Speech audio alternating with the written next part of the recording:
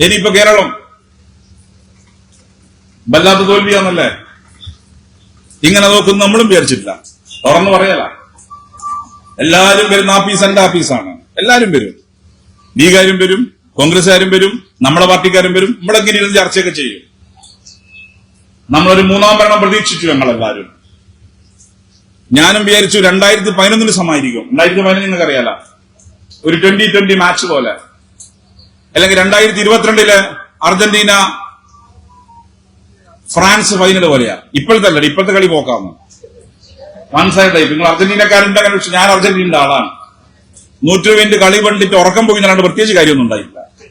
2022 world cup final പോലെയാ ഞാൻ 2011 election കണ്ടത്. ഏതാണ്ട് അതിന് സമാന.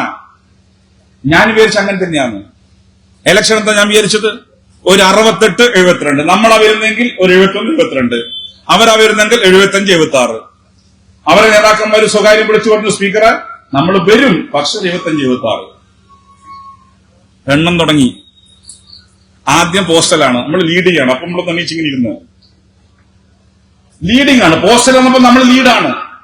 നമ്മൾ വിചാരിച്ച പോലെ കാര്യങ്ങൾ പോകുന്നു. അവസാനം മറ്റതെണ്ണം എണ്ണിയല്ല, എട്ടും അങ്ങ് ഒളിച്ചുപോയത്. ഏതാ തോൽവി?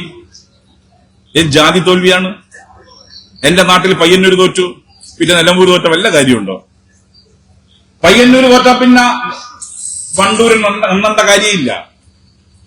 പയ്യന്നൂർ തോറ്റാൽ വണ്ടൂർ എണ്ണേണ്ട കാര്യമില്ല. പിന്നെ നിങ്ങളങ്ങ് വിട്ടുകൊടുക്കുന്നതല്ലേ. ഇടതുപക്ഷ ജനാധിപത്യ മുന്നണിക്ക് കനത്ത പരാജയം കേരളത്തിലുണ്ടായി. പരാജയത്തിന്റെ കാരണം ഞങ്ങൾ കേട്ടു ജനങ്ങളോട്. ജനങ്ങൾക്കിടയിൽ ഞങ്ങൾ വിനയത്തോടെ പരാജയം ഏറ്റുവാങ്ങി. പരാജയത്തിന്റെ കാരണങ്ങൾ ഞങ്ങൾ പഠിച്ചു. ഞങ്ങൾ തീരുമാനിച്ചു, വിനയത്തോടെ ജനങ്ങളിലേക്ക് ഞങ്ങൾ ഇനിയും ഇറങ്ങും. ഓരോ തെരഞ്ഞെടുപ്പ് തോൽക്കുമ്പോഴും ഞങ്ങൾ എഴുതി തള്ളണ്ട. 2019 പാർലമെന്റ് ഞങ്ങൾ തോറ്റു. 19 ഓർക്ക് ഇമ്പക്കൊന്ന. ആ തെരഞ്ഞെടുപ്പ് കഴിഞ്ഞപ്പോ അന്നത്തെ സെക്രട്ടറി സഖാവ് കോടിയേരി ബാലകൃഷ്ണൻ പാർട്ടി തയ്യാറാക്കിയ രേഖ ഇങ്ങനെ പറയുന്നു: ഒരു തെരഞ്ഞെടുപ്പിൽ വോട്ട് ചെയ്തവർ എല്ലാ തെരഞ്ഞെടുപ്പിലും വോട്ട് ചെയ്യുന്നു, ഒരു തെരഞ്ഞെടുപ്പിൽ വോട്ട് ചെയ്യാത്തവർ എല്ലാ തെരഞ്ഞെടുപ്പിലും വോട്ട് ചെയ്യില്ല എന്ന നിഗമനത്തിലേക്ക് എത്തരുത്. അത് നിങ്ങളോട് എനിക്ക് പറയാനുള്ളൂ. വണ്ടൂരിലെ ജനങ്ങൾ നമുക്ക് വോട്ട് ചെയ്തില്ല, ഇനി ഒരു ചെയ്യൂല, അപ്പം ചെയ്യണ്ട, ഇനി മുടിഞ്ഞു പോട്ടെ എന്ന് പറയലല്ല. വിനയത്തോടെ ജനങ്ങൾ ഇറങ്ങണം. 2019 പാർട്ടി രേഖ ഞാൻ ആവർത്തിക്കുന്നു: ഒരു തെരഞ്ഞെടുപ്പിൽ വോട്ട് ചെയ്യാത്തവർ ഒരു തെരഞ്ഞെടുപ്പിലും വോട്ട് ചെയ്യില്ല എന്നും, ഒരു തെരഞ്ഞെടുപ്പിൽ വോട്ട് ചെയ്തവർ എല്ലാ തെരഞ്ഞെടുപ്പിലും നിങ്ങൾക്ക് ചെയ്യും എന്നും ധാരണയിലേക്ക് എത്തരുത്. അതുകൊണ്ട് വിനയത്തോടെ ഈ വിധി ഞങ്ങൾ ഏറ്റുവാങ്ങുന്നു. ജനങ്ങൾക്കിടയിൽ ഞങ്ങൾ ഇറങ്ങുന്നു. നമുക്കെല്ലാം കൂട്ടായി ജനങ്ങളിലേക്ക് ഇറങ്ങാം. ഇടതുപക്ഷ ജനാധിപത്യ മുന്നണി 2029 പാർലമെന്റോടുകൂടി തിരിച്ചു വരും. ഒരു സംശയം നിങ്ങൾക്ക് വേണ്ട. ഞാൻ കണ്ട ലക്ഷം പറയാം. 77 ഞാൻ ജനിച്ചിട്ടില്ല കേട്ടോ, അതുകൊണ്ട് 77 പറ്റി എനിക്ക് പറയാൻ പറ്റില്ല. എന്നാലും ചരിത്രം വായിച്ച് അറിവ് വെച്ച് പറയാം. 77 മക്കത്തിലെ 17 സീറ്റാ, ആകെ 26. എംപയിൽ നമ്മൾ വന്നില്ലേ? മുടി നരച്ചവർക്കറിയാല അല്ലെ? മുടി നരച്ചവർക്ക്. ഇനി മുടി കറപ്പിച്ച ആൾക്കാരുണ്ടാവും, ഓർക്കും അറിയാല. നരച്ച മുടി കറപ്പിച്ചാൽക്കും അറിയാം. 80 നായനാര് വന്നില്ലേ? ഇനി എന്റെ ഓർമ്മ പറയാം, 2001 അന്നാണ് ആദ്യത്തെ വോട്ടിംഗ് മെഷീൻ. മറ്റേതാകും നമുക്കൊരു പ്രതീക്ഷ ഉണ്ടാവുമല്ലോ. കയറ്റം ഇറക്കം 11 മണി 12 മണി രാത്രി 1 മണിക്ക് റിസൾട്ട് വരിക. അപ്പൊ ചിലപ്പോൾ ഉറങ്ങിപ്പോയിട്ടുണ്ട്, പിന്നെ രാവിലെ നമ്മൾ അറിയുള്ളൂ. ഇതങ്ങനെയല്ല, ഒരു ഞെക്കൽ ഞെക്കുമ്പോൾ തന്നെ വോട്ടിംഗ് കൊണ്ട് വരികയാണ്. 2001 10 മണിയാവുമ്പോഴേക്ക് എല്ലാം തീർന്നിന്. 100 ഓർക്കും, നമുക്ക് 40. 100 ഓർക്ക്, നമുക്ക് 40. അന്ന് എന്റെ മണ്ഡലത്തിൽ കോടിയേരിയ സ്ഥാനാർത്ഥി. ഞാൻ ഇലക്ഷന്റെ ഒരു മുഖ്യ ചുമതലക്കാരനായിരുന്നു. SFI ഈ ശിവപ്രസാദിനൊക്കെ പോലെ SFI. അപ്പൊ കോടിയേരി പറഞ്ഞോടോ, നീ പോയി ലഡു മേടിച്ചിട്ട് വാ. ഞാൻ ബൂത്തിന്റെ കൗണ്ടിംഗ് സ്റ്റേഷന്റെ പുറത്തുനിന്ന് ബേക്കറിയിലേക്കും റോട്ടുമ്മൽ ആരുമില്ല. ഇവിടെ നിങ്ങൾ ആന ഇറങ്ങിയാലുണ്ട്, അതുപോലെയാ തലശ്ശേരി ടൗൺ, ആരുമില്ല. ലഡു മേടിച്ചു വന്നു, ആർക്കും ഇറങ്ങുന്നില്ല. ലഡു കൊടുക്കുന്ന അവസാനം മരിച്ചവരെ നിന്ന പോലെയാ. തിന്നണ്ടേ? കോടിയുടെ വായിൽ ഒരു കഷ്ടം ഞാൻ വെച്ചു കൊടുത്തു, മൂപ്പർ എന്റെ വായിലും വെച്ചു തന്നു. ആർക്കും ഇറങ്ങുന്നില്ല.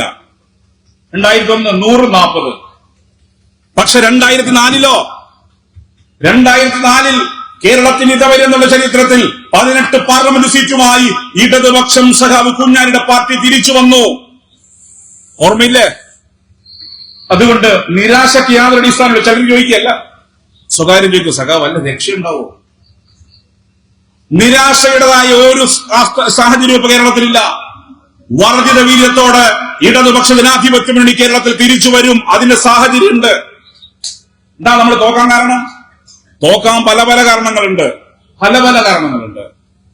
അതിലെ ചില കാരണങ്ങൾ പാർട്ടി ജനങ്ങളോടും പറഞ്ഞിട്ടുണ്ട്. ഞങ്ങൾക്കെതിരെ ഫിത്തിന പറച്ചിലാണ്. പിണറായി വിജയനും മോഡിയും തമ്മിൽ അന്തർധാര. എന്താ പറഞ്ഞ?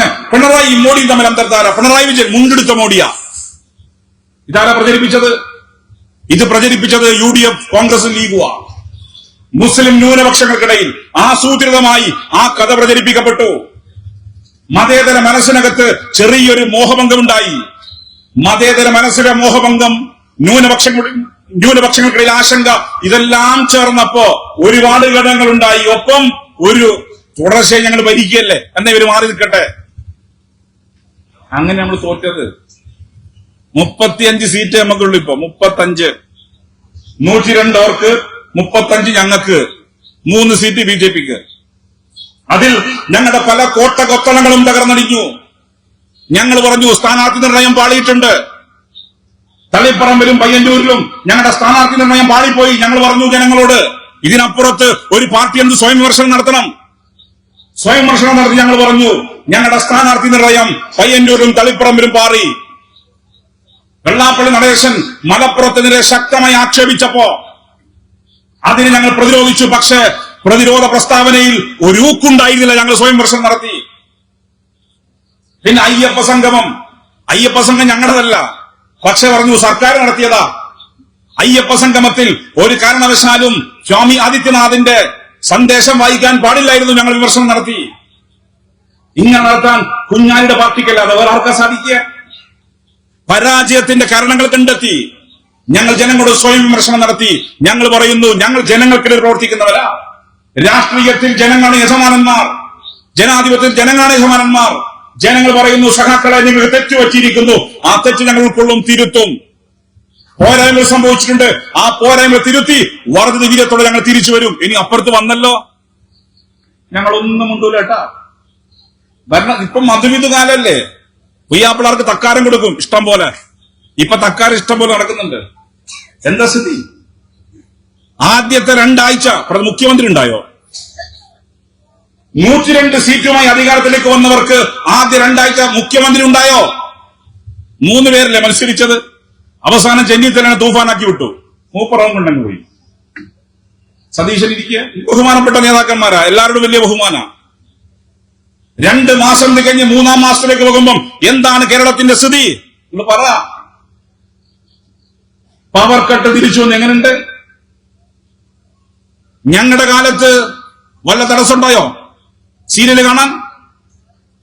ഞങ്ങളുടെ കാലത്ത് സിനിമ കാണാൻ വല്ല തടസ്സമുണ്ടായോ? എന്താ കുടുംബശ്രീ സാവിത്രിയാ? പല തടസ്സമുണ്ടോ ഞങ്ങൾക്ക് കാണാൻ? ഇപ്പൊ കുടുംബശ്രീ സാവിത്രിയും ഇല്ല, ഫുട്ബോളും ഇല്ല. ഞാൻ എന്റെ അനുഭവം പറയാം. അർജന്റീനയും സ്വിറ്റ്സർലാൻഡും ക്വാർട്ടർ ഫൈനൽ. രാവിലെ കളി. രാവിലെ കൊണ്ട് മെനക്കെട്ടായിരുന്നതിന് 1-1 എക്സ്ട്രാ ടൈമിലേക്ക് പോയി. ലാസ്റ്റ് 3 മിനിറ്റ് ബാക്കി. അപ്പോൾ 5 മിനിറ്റ് ബാക്കി. അന്നേരം അർജന്റീന 2 ഗോൾ അടിച്ച് ഞാൻ കണ്ടില്ല. കറണ്ട് പോയിന്. ഞാൻ കണ്ടിട്ടില്ല. കാരണം എന്താ? കറണ്ട് പോയിന്.